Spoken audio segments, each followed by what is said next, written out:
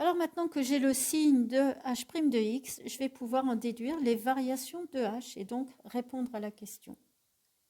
Étant donné que h' de x est strictement négatif tant que x est strictement inférieur à moins 1 et qu'il ne s'annule qu'en moins 1, eh bien je vais en déduire que h est strictement décroissante sur l'intervalle moins l'infini moins 1 compris.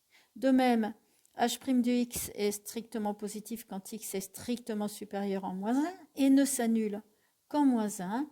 Ainsi, h est strictement croissante sur l'intervalle moins 1 plus l'infini.